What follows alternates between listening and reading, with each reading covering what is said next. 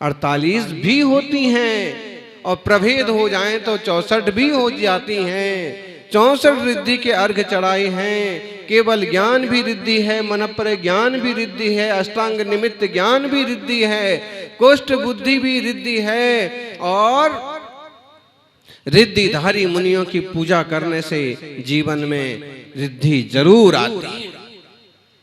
रिद्धि सिद्धि जब आती है तो परिवार के सारे झंझट, सारे संकट दूर हो जाते हैं। इसलिए 64 रिद्धि विधान भी करें और रिद्धि जिन्हें प्राप्त होती है ऐसे मुनि राजों का आगवानी करके, अपने पड़गाहन करके अपने घर में आहार भी करवाएं। श्रावकाचार कानून ने लिखा है, जिस घर में मुनि के चरण नहीं पड़ते हैं वो घर क्या है जी? शमशान। अब आप आहार करवाते हो तो आपने जोर से बोल दिया कि वो घर शमशान है जिसके यहाँ नहीं होता है। अब जिनके यहाँ नहीं होता है वो बेचारे क्या करेंगे? उनको बुरा नहीं लगेगा? चौका लगाओ, चौका लगाओ, ये आजकल बोलना पड़ता है। वास्तव में रीति नीति क्या थी? श्रावक शुद्ध आहार करता है और कभी मुनि राजों का योग बना तो पड़गाहन के लिए खड़ा हो जाता है। मुनि उसके घर में आ गए और जिस घर में मुनि आ गए समझ लो उस घर में कल्प वृक्ष आ गए। कल्पना कर सकते हो? अलवर में हमारा अहिंसा स्थल में जाना होगा। पड़गाहन का योग कहां बना बताइए? पड़गाहन तो बहुत लोग कर रहे थे, लेकिन ऐसे परिवार में पड़गाहन का योग बना जो तन मन धन से भक्ति में बहुत वर्षों से जुड़े हुए हैं, आज भी भक्ति कर रहे हैं। हमें नहीं पता है कि कौन सा परिवार है और कौन लोग हैं, लेकिन भावनाएं खींच लेती हैं। 7 बार क्या, हमें तो जब कोई भी प्लेट आगे कर दे, कहीं भी कुछ दिख जाए, हम तो पिल पड़ते हैं। और तो छोड़ो, 7 बार तो छोड़ो, लगातार मुंह में कुछ नहीं होगा तो गुटखा डाल करके 24 घंटे जबाते रहेंगे। लो, अब इसमें तो बार का टाइम ही नहीं है, लगातार लगातार। हमने इनको कहा कि गुटखे का त्याग करो तो बोले कि घर में ही बनता है। अरे घर में बनता है, घर में बनता है, लेकिन वो अपने लिए थोड़ी बनता है, वो तो एक तरह का व्यापार है, हैं? ठीक है। श्रावकों को तो दिन भर में 2 बार भोजन कर लिया बहुत हो गया, ज्यादा से ज्यादा तीसरी बार पानी औषध ले लो।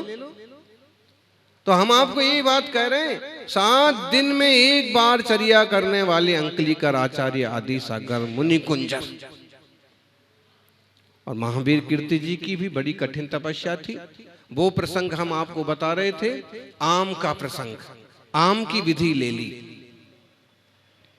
नहीं मिली, हमारे साथ भी हो गया, विधि ले ली और नहीं मिली। एक दिन नहीं मिली, दूसरे दिन नहीं मिली, फिर वहां आने का योग बन गया नेमी चंद्र शास्त्री जी का, जो बाद में आचार्य विमल सागर बने। तो नेमीचंद जी उन अपनी बुआ के साथ आए, तो वो जहां भी जाते थे, बुआ और भतीजे नेमीचंद जी और उनकी बुआ, तो कहा जहां भी अक्सर कर महावीर कीर्ति के पास जाते थे महीना भर के लिए, और चौका लगाना, खुद शुद्ध भोजन करना, मुनिराज को भोजन कराना। तो पहुंचते ही जब पता पड़ा कि यहाँ तो महाराज जी की विधि नहीं मिल रही है, तो अभी वो गए थे तो उनके पास कई सारी चीजें थीं। तो उनने अपनी बुआ को कहा कि बुआ जी, पड़गाहन करना है, हो सकता है महाराज जी की विधि हो, आम की विधि हो। बुआ जी ने कहा कि ये भी कोई विधि होती है? और फिर उस दिन उनके पास वस्तु होने के बाद भी नहीं लेने के कारण से उनकी विधि नहीं मिली। दूसरे दिन फिर उन्होंने कहा कि मुझे तो यही लग रहा है यही होगी विधि, और आम लेके गए। तो योग संयोग से पड़गहन हो गया। पड़गहन के बाद उन्होंने कहा, बुआ जी को इशारा किया कि बुआ जी आम के ही रस से महाराज जी का पारणा कराओ। उन्हें कहा आम के रस से पारणा होता है? पानी से चालू होता है, दूध से चालू होता है, ये सिस्टम। तो उन्होंने कहा कि मुझे तो ऐसे लगता है कि आम से। तू अपनी बुद्धि अपने पास रहने दे। और जैसे उनने पानी चालू किया तो महाराज जी ने पानी नहीं लिया, बैठ गए।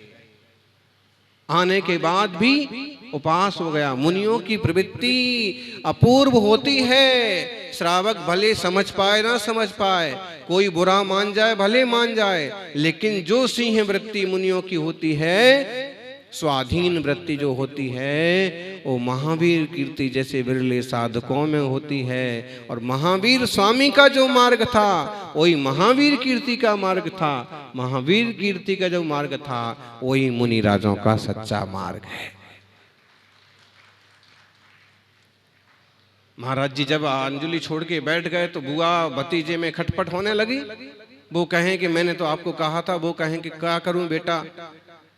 और फिर अगले दिन पड़गहन हुआ, आम से ही पड़गहन हुआ, आम से ही आहार चालू हुआ। आम से आहार के बाद पूरा आहार निर्विघ्न संपन्न हुआ।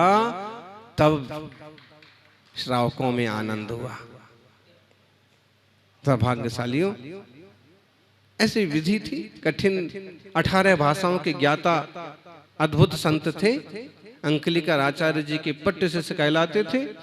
जब 1943 में समाधि हुई, 14 उपास के बाद अंकलिकर जी की, तो उसके पहले ही उनकी 44 में समाधि हुई, 43 में ही उन्होंने अपना पद महावीर कीर्ति जी को दिया। महावीर कीर्ति जी के पहले मुनि शिष्य बने थे आचार्य विमल सागर जी, निमित्त ज्ञान शिरोमणि। और उनके प्रथम शिष्य तपस्वी सम्राट आचार्य सन्मति सागर जी। तपस्वी सम्राट, सच में तपस्वी सम्राट थे। अष्टांगिका में 8 उपवास 9 उपास उनके होते ही थे। और निर्जल यानी वृत्ति परिसंख्यान जानते हो? मुनियों के उपास जानते हो? उपास का मतलब होता है, मुनि का उपास मतलब निर्जल उपास, जैनी का उपास मतलब 48 घंटे का सब कुछ त्याग। ये फराड़ी करने वाले लोग नहीं हैं। आलू और चिप्स खा जाएंगे, पेट भर भर के मखाने खा जाएंगे और दुनिया भर की चीजें, और कहेंगे आज हमारा उपास।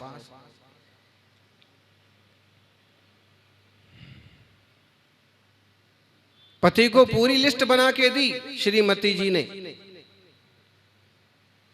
2 किलो मावा, किलो मखाना, इतने छुहारे, इतने मुनक्के, सब लेके आना, कल एकादशी का हमारा उपास है। पति कहता है इससे अच्छा तू आहार ही कर ले। इतने में तो 15 दिन की गृहस्थी चल जाएगी। श्रावक के ऐसे उपास नहीं होते हैं। कोई श्रावक श्राविका अगर कमजोर पड़ते भी हैं तो ज्यादा से ज्यादा पानी पी करके अपना व्रत निभा लेते। क्या हुआ? महावीर कीर्ति महाराज गुरुवर के उपास 8 उपास चला करते थे। चंपापुर में उनके 10 उपास हो गए। 11 दिन का पर्यूषण था। तबीयत खूब बिगड़ गई तो भी चर्या को तैयार नहीं हुए। पूरा समाज आ गया, भागलपुर के लोग आ गए। महाराज जी 10 दिन तो हो गए, अब तो उठना पड़ेगा। उनने मौन भी ले लिया, शरीर खूब क्षीण हो गया था। नहीं, हम सब उपास करेंगे। महाराज जी चुप मौनी थे। तुम सब करोगे, क्या फर्क पड़ता है, हमको तो करना ही है। तुम्हारी मर्जी, तुमको करना तो जो है। मुनियों के संकल्प साधना बड़ी महान होती है। और एक बात, मुनि आहार चर्या को निकलते हैं, एक बेला में वृत्ति परिसंख्यान ना मिले तो दूसरे में जा सकते हैं। क्या बोलो जी अध्यक्ष जी?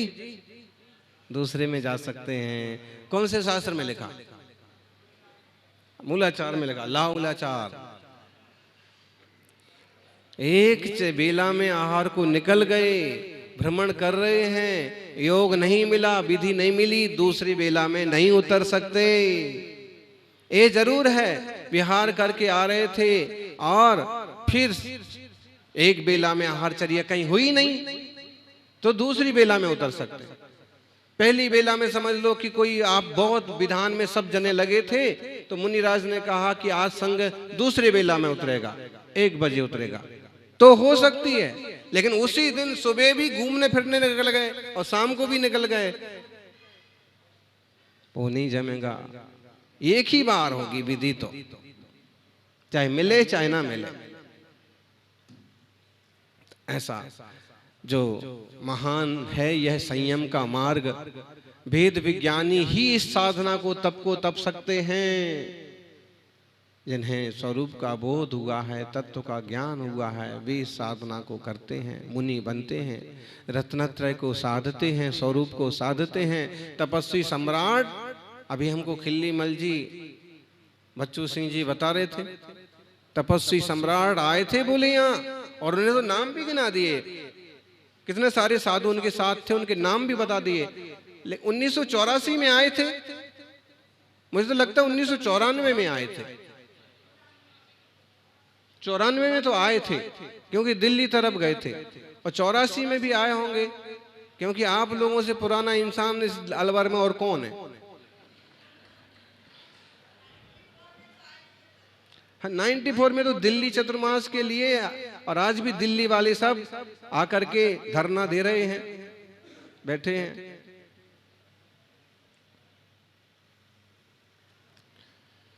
और बोले उनके सानिध्य में आदिनाथ भगवान का पंच कल्याणक भी हुआ। तो जो भी योग बना होगा, लेकिन इतना पक्का है कि इस अलवर की धरती को भी तपस्वी सम्राट के चरण चूमने का मौका मिला है। गुरुवर बताते थे कि महावीर जयंती हुई थी एक, तो महावीर जयंती के अवसर पर उनके एक शिष्य ने बड़ा जोरदार प्रवचन किया और थोड़ा सा क्रांतिकारी टाइप का प्रवचन किया। तो बोले फिर ढेर सारे पत्रकार आने लगे, ढेर सारे सब, तो बोले कि कभी कभी प्रभावना के लिए जोर से भी बोलना पड़ता है, लेकिन मुनि की मर्यादा में रह करके। आज महावीर कीर्ति महाराज के संबंध में बताने को ढेर सारी बातें हैं, ढेरों संस्मरण, एक पूरी पुस्तक लिखी है उनके जीवन पर, दूसरा महावीर, अभी विमोचन भी उसका हो जाएगा। दूसरा महावीर मतलब भगवान महावीर स्वामी के बाद कोई महावीर स्वामी के पद पर चलने वाले महावीर नाम के संत हुए तो महावीर कीर्ति जी। 250 पेज की किताब है।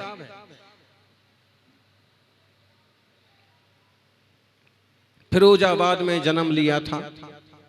बूंदा देवी माता, रतनलाल जी पिता तुम्हारे महेंद्र सिंह उनका नाम था, महेंद्र सिंह। अभी बच्चू सिंह जब हमने नाम सुना तो हम सोचे कि हो सकता है कि ठाकुर होंगे, फिर मालूम पड़ा कि नहीं, ठाकुर नहीं, तो हम सोचे कि सिंह होंगे। यहां की देखा तो सिंह भी नहीं। जैनों में कुछ लोगों में एक सिंह लगाने का अपना, वास्तव में जैनों की जितनी जातियां हैं वो अधिकतम क्षत्रिय हैं, और सिंह लगाते हैं तो वो कोई गलत, मतलब पावरफुल लोग हैं। तो महेंद्र सिंह, वो महेंद्र कुमार, यूं जैनों में तो महेंद्र कुमार बोलते थे। उत्तर प्रदेश फिरोजाबाद का जन्म उनका। कांच की चूड़ियां जहां बनती हैं, सुहाग नगरी फिरोजाबाद में उनका जन्म हुआ। वहां कांच की चूड़ियां जरूर बनती हैं, लेकिन कांच की चूड़ियां जहां बनती हैं वहां से महावीर कीर्ति जैसा हीरा निकल पड़ा।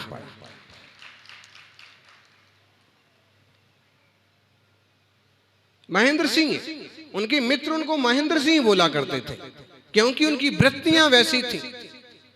निडर, 18 साल की उम्र में ब्रह्मचर्य व्रत ले लिया और बड़े भाई की शादी में माँ बाप ने कहा चलना पड़ेगा, भाई की शादी है, शादी में गए लेकिन खाना नहीं खाया। आजकल तो बूढ़े दादाजी को भी बोलो ना कि बाहर नहीं खाना, तो बोले शादी में जाना पड़ेगा तो खाएंगे। बेटी के घर जाना पड़ेगा तो खाएंगे। आप तो हर शर्त मानने को तैयार हैं, मनवाने को तैयार हैं। 18 साल के महेंद्र वो अपने भाई की शादी में खाना नहीं खाए। उनको मनाया कि भाई खाना तो खाना पड़ता है। उनने कहा कि देखो ऐसा है कि आप लोग मेरी फिक्र मत करिए, आप अपना कार्यक्रम करिए, मैं तो बाहर का और दूसरे के हाथ का बना हुआ ये वो बारात का भोजन तो मैं करता नहीं। फिर अगर शुद्ध आटे दाल की व्यवस्था हो तो मैं अपने हाथ से बना के खा लूंगा। बताइए 18-19 साल का युवक, आज तो बूढ़े लोगों से कल्पना। कल एक दादी जी आई और बोले हमारी व्रत वापस ले लो, प्रतिमा नहीं पाल सकते। क्यों? घर में ये समस्या है, वो समस्या है। यानी समस्याओं से मुकाबला करके मोक्ष मार्ग में बढ़ने का नाम ही तो तपस्या है। नहीं तो समस्याएं तो हमेशा है। कुएं का पानी नहीं रहेगा, बोरवेल का भी पानी नहीं मिलेगा, शुद्ध आटा नहीं मिलेगा, बहू के छोटे बच्चे रहेंगे, दूसरे गांव में बहू बेटे रहेंगे, समस्याएं तो ढेरों रहेंगी। व्रत पालना है तो समस्याएं गिनाओ, और तपस्या करना है तो समस्याओं से टकराओ, मुकाबला करो। एक दिन उपवास करना पड़ेगा, एक दिन भूखे रहेंगे, 2 दिन रहेंगे, तीसरे दिन से कोई तो व्यवस्था बैठेगी। बेटे बहू अच्छे होंगे वो बिठाएंगे, नहीं तो खुद अपने हाथ से बिठाना। और अगर परिवार से मन हट गया तो मोक्ष मार्ग में मुनि संघ में जाकर के आर्यिका के छुल्लिका के व्रत लेकर के तपस्या करना, समस्याएं खत्म हो जाएंगी। लेकिन व्रत मिलते मुश्किल से हैं, मिल गए तो पालन करो, पावर से पालन करो।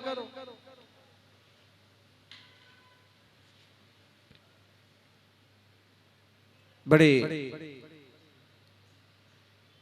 भाग्यशाली थे महावीर कीर्ति जी। पूरा बड़ा परिवार था, 5 भाई थे, बड़े वैद्य थे, बड़े शास्त्रों के ज्ञाता थे, व्याकरण के आचार्य थे। बनारस में पढ़े, ब्यावर में पढ़े, इंदौर में पढ़े, पढ़ाया, और निर्भीकता गजब की। और जब वो मुनि बने, पहले चुल्लक बने, बाद में मुनि बने, अंकलिकर आचार्य आदि सागर से दक्षिण भारत में जाके मुनि बने। और जैसे हर स्थिति में वो वीतराग जिन मार्ग में चलते रहे, वैसे हम सब भी चलते रहें। जय बोलिए आचार्य श्री महावीर कीर्ति जी मुनिराज की।